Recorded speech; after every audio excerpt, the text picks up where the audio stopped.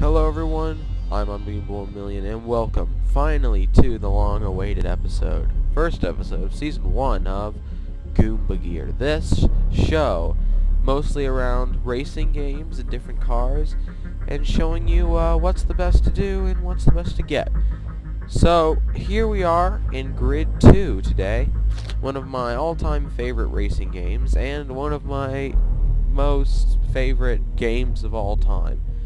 It's pretty good. It has the style of a simulator while still replicating the fun of a arcade racing game. And for today's episode, I thought it would be fun if we did kind of like a Top Gear-ish little test on how to do what cars are the best. What cars can you get in the game, and which one should you use? And of course, let's kick it off with something very cool. Let's kick it off with something hard to find. Let's kick it off with some tier 4s. So, now we're going to go to the events in Global Challenge, and we are going to see which car is the best. So let's go see here. And see, what's in here, California. And a tier 4 race. But, so yeah, I've been trying to get this done, but I've been getting sick and whatnot. Here we go, an overtake's okay to use. Alright. Here we have our tier 4 cars. We have a Mercedes-Benz SLSG AMG GT3, Pagani Veyron 16.4 Super Sport, Aston Martin 177, a Pagani Huayra, a Koenigsegg Agra R, a Mercedes-Benz SLR McLaren 722, McLaren F1 GT, Zenvo ST1, and Audi R8 LMS Ultra. But there are two in particular that I really want to see which is better, because I've been wondering for a long time which one would be. The infamous Pagani Huayra, the supercar from Italy, which really does make a difference, or the also very awesome Zenvo ST1, a Danish supercar that caught everyone by surprise. One of the rarest supercars in the world, in fact. So to start off, let's do it with the Italians, because they know how to build cars, and I really like the Pagani Huayra. So first off, let's look at it kind of from a more artistic point of view. Let's take a look at these cars from the point of view of someone who really wants to look at them. So let's do that. Go to vehicle showroom. Go to our tier 4s. Let's go to the Pagani Huayra. And here we are. The Huayra is a mid-engine supercar, and it's built in Italy. It's pretty fast, and it's just amazing. I mean, just look at this thing.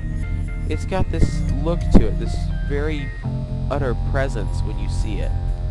It doesn't look like a car, really, and it's very amazing. And another thing for you guys that maybe don't know as much about it as I do, as you can see those flaps in the back and front, they actually go up and down. That's to make an airflow change. This thing has this aerodynamic posture which makes it not even need a spoiler to stay extremely upright and focused on the road.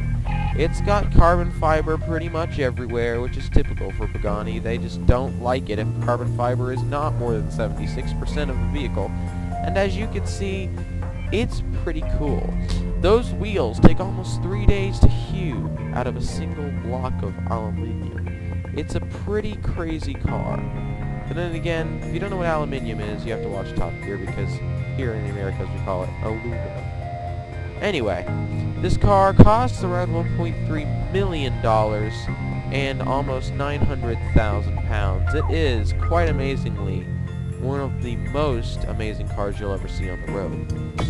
Now let's get on to our second contender, the Zenvo ST1. Not much is really known about the Zenvo, other than just that it looks Danish. It looks very much like a Spiker, except a little more mean and a little more, well, I think it's a bit more attractive than a Spiker. I like the back of it. It's very distinctive in the way that it shows it off itself almost. And the sides, they gloriously just look awesome. Yet again, this car is one of those cars that just makes you think, wow, that's awesome, when you see it every time and anywhere, really. It's really cool, but yet again, there's really not much to know about it. Zenvo won't release that much information on it, and if there were, I would know more about it. But I really don't know as much about this car. It is quite amazing, though, and as you can see, it is definitely one of the most coolest cars you will ever find. This car is another one up in that $1 million range. I'm not sure if it's cheaper than the Huayra or more expensive, but I personally like the look of this Zenvo better. And I'll tell you why. Because the Zenvo looks more car-ish. The Huayra looks too much like it's a spaceship or something that would fly out of maybe a, you know, USS Excelsior. This looks more like a car to me. This looks more like a Lamborghini. It looks more like what I would want to be seen driving, and that presence that just comes in the front is amazing. It's also much more exclusive, I think. I also like the placement of just that big booster there. It just looks, I mean, that big turbocharger just looks awesome. It looks like that, like a booster. It's a very, very good car, very pretty car. But now, it's not about pretty anymore. Now we have to figure out which one of these two amazing cars is better on the track. And for that, we're going to need to hand it over to the tame racing driver, me, because there's no one else here to be a tame racing driver other than my little brother. But anyway, so let's go ahead and figure out. Let's do the Hong Kong overtake circuit. Now, I have not had this game for very long, so if you see me restarting a couple of times, I am sorry. Not the most responsible driver there is out there, but anyway, Pagani Huayra. Now, I take points off of this car already because of its name, but at the same time, it's something you don't normally hear, so it's not like, you know, that cool. I think it's kind of odd, but at the same time, it's not boring either. It attracts attention. Anyway, here we go. Pagani Huayra is already started up. Here we go. Alright. It's pretty easy to drive. I'm not the best driver, so I may crash. It's particularly nice. It's got the aerodynamics, and I know this is a game, but they have a real-time aerodynamic, kind of a, like, simulation for the aerodynamics. This car on the road is very, especially in this game, is very compact and very easy. It's something very simple. It's not too, you know, crazy hard. It's actually quite, simple to drive. Crash. And it also, the mirrors come apart really easily, as we just saw. But other than those minor details, this car and the other mirror too. But this car, it's a pretty car. Well, it was a pretty car, but you know you can still see, I guess, from this angle, is the beauty of the beast here. It's got a nice sound to it in this game, which is in fact a real sound. It is quite nice, and it's easy too. I'm barely moving the steering wheel here to get these turns. It's not hard. It's not something difficult to drive. It's something pretty. It's a focused car. I like it. I like the way it moves down the road. It is very controllable. It doesn't have that kind of a supercar-ish side-to-side movement that we usually get. I'm going 80 right now, so I'm not going too fast. Then we'll go faster here. 100, 15. Yeah. There it goes, going. Yeah. But, let's restart here. Yeah, but as you can see, let's go to full speed here.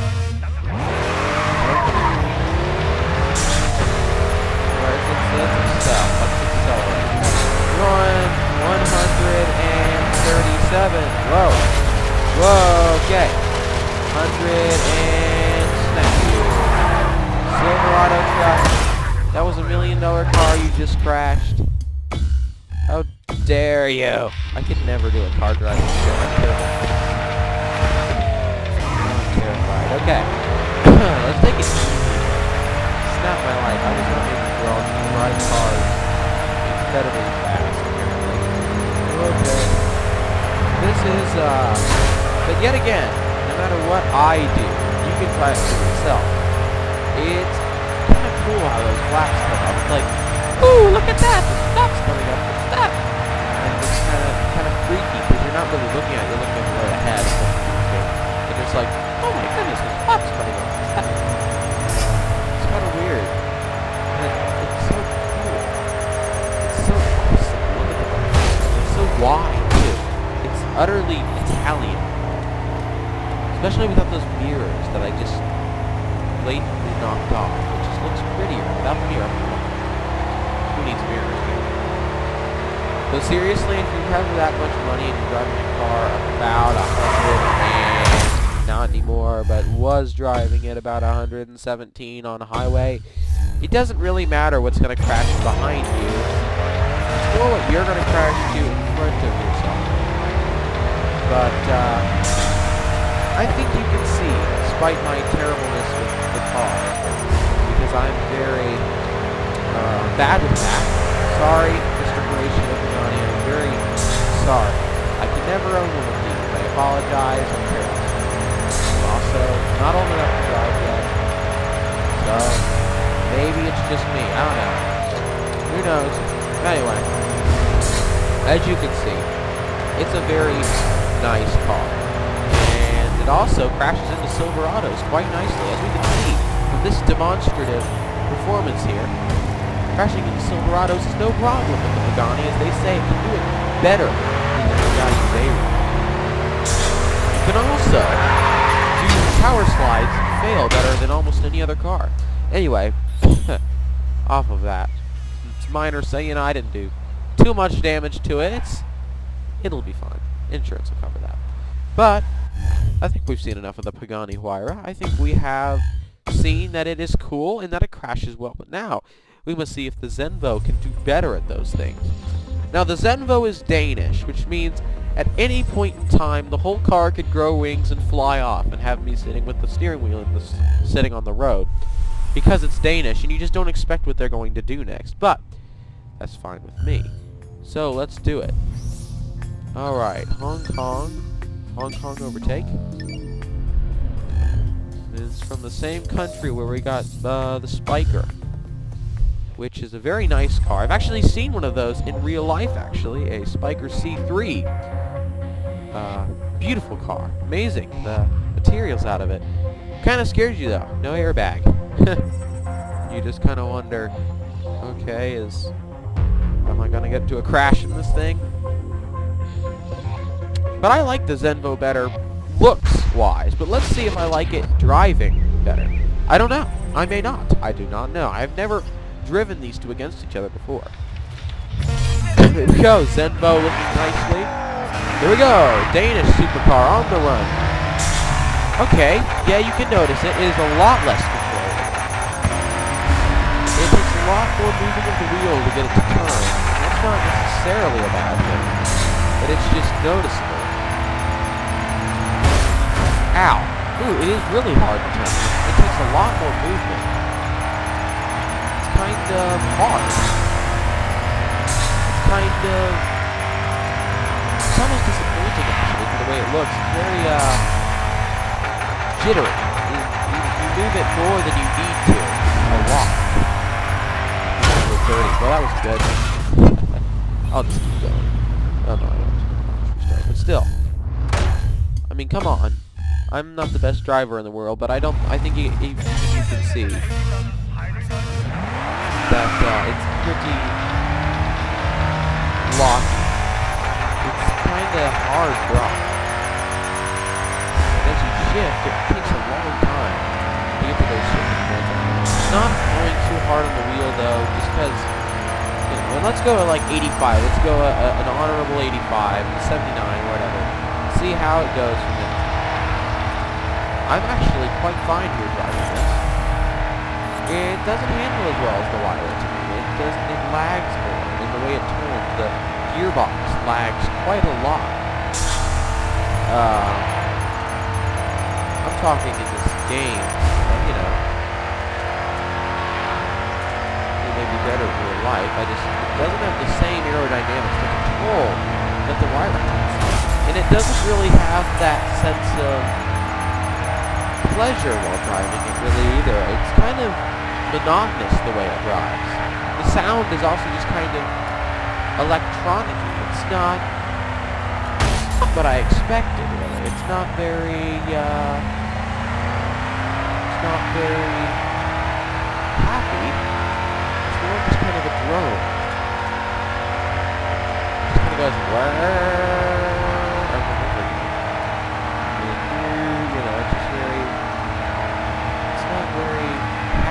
not as free, it's not as Italian. It's very, it's dignified, and in its nature, it is fast. It does have a higher top speed than the Huayra.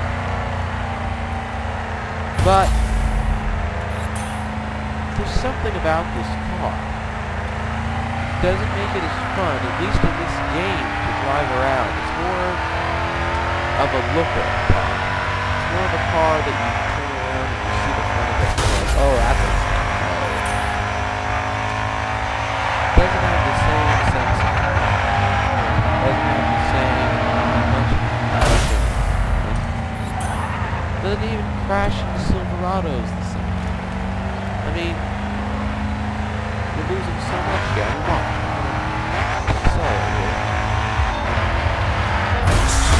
It just crashes itself trying to crash Silverados. I mean, come on. Know your duty, this is good. Crash, just hit it. Hit the silver. No, it just flops. It doesn't flute, it flops.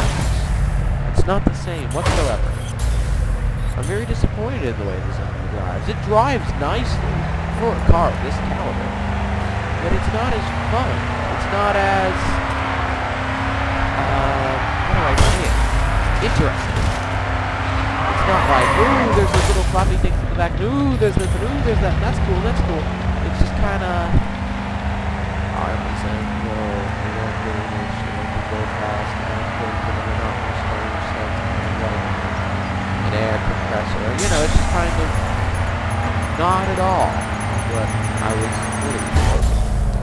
Let's break here. I think I have made my decision. So, I think that's about it, guys. So let's see, which one of these two is better? The Zenvo ST1 or the Pagani Huayra? Well, I think the Zenvo looks better. I think the Zenvo has more of a presence to it. And I think the Zenvo, I don't know, it's just so unique. But the Huayra drives so majestically. It's very, very, very broad and happy and strong, and the way it handles in this game. So, this car which you're seeing right here, the Zenvo ST1, is not the winner. The Huayra is. Because not only does the Huayra handle very good, but the Huayra is more imaginative to me. It's more like someone really took the time to come up with this. And that is true, Mr. Horatio Pagani did take a long time to figure out the design. You can see that. Not on just the way it looks, but the way it drives. It's all been thought out. And in this game, they've made it very nice how they've given it this kind of a simpleness, a very niceness to drive. It's great. So, as far as it goes, the Huayra is the winner of today's Goomba gear. Thank you very much for watching. If you'd like, please leave a like or subscribe. And if you leave a comment in the comment section, I may just get back to it. Thank you very much, everyone. Goodbye. And the stick.